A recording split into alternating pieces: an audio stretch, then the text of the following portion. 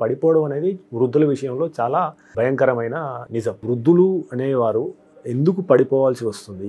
మీరు చాలా కరెక్ట్గా చెప్పారండి. కింద పడిపోవడం వల్ల అప్పటి నుంచి వాళ్ళ క్వాలిటీ ఆఫ్ లైఫ్ అనేది చాలా ఇంపేర్ అవుతుంది. అగైన్ ఫాల్స్ ఆర్ మల్టీఫ్యాక్టోరియల్ అండి. ఒక స్పెసిఫిక్ రీజన్ అనేది కాదు. ఏ రీజన్ అనేది ఈ ఫాల్ రిస్క్ అసెస్మెంట్లో will be able to tell them అనమాట. లాట్ ఆఫ్ న్యూరలాజికల్ కాజెస్ ఉంటాయి. పార్కిన్సన్స్ లాంటి జబ్బులు, పిఎస్పి, నార్మల్ ప్రెషర్ హైడ్రోసెఫలస్ లాంటి various neurological conditions, rhythm problems we call cardiac arrhythmias, syncope, pre syncope లాంటివి. వెరీ యాజ్ సింపుల్ యాజ్ పెద్దవాళ్ళు bifocal spectacles వాడుతుంటారు. అలాంటివి మెట్లు దిగేటప్పుడు కానీ అన్ఈవెన్ సర్ఫేసెస్లో కానీ వాళ్ళకి ఆ అప్స్ అండ్ డౌన్స్ డెప్త్ని గాజ్ చేయడం బైఫోకల్స్తో డిఫికల్ట్గా ఉంటుంది. So that's also when they trip and fall. Lot of environmental అంటే ఇంట్లో పరిసరాల్లో స్లిప్పరీ బాత్రూమ్ కానీ చాలామంది ఇప్పుడు పాతకాలంలో ఉంటున్న వాళ్ళ టైల్స్ చూస్తే they are very smooth.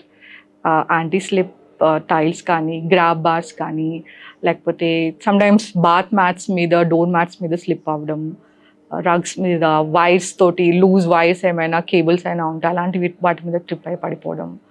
Sometimes medication adverse effects. చాలామంది మాకు sleep issues are also pretty common in elderly. ఆ నిద్ర కోసం అని చెప్పి నిద్ర మాత్రలు వాడుతూ ఉంటారు. దానివల్ల డే టైంలో కూడా కొంతమందికి ప్రొలాంగ్ సెడేషన్ కానీ, డ్రౌజీనెస్, ఇంకా మత్తుగా అనిపించడం.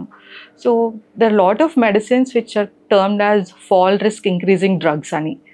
సో ఈ డ్రగ్స్ జనరల్గా మేము డెఫినెట్లీ అవాయిడ్ చేస్తాం పెద్దవాళ్ళలో. సో అలా it's not just one factor, చాలా కాజెస్ ఉంటాయి ఫాల్స్లో పెద్దవాళ్ళకి.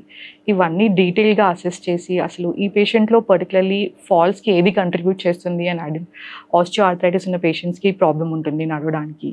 సో అలా there various examples to give అనమాట. 62 లక్షల మంది ప్రజల్లో మెడ్ప్లస్ బ్రాండ్ మెడిసిన్స్ కి మారడం వలన 915 కోట్ల రూపాయలు సేవ్ చేసుకున్నారు. అదే మెడిసిన్స్ అదే క్వాలిటీతో 50 to 80% డిస్కౌంట్లు.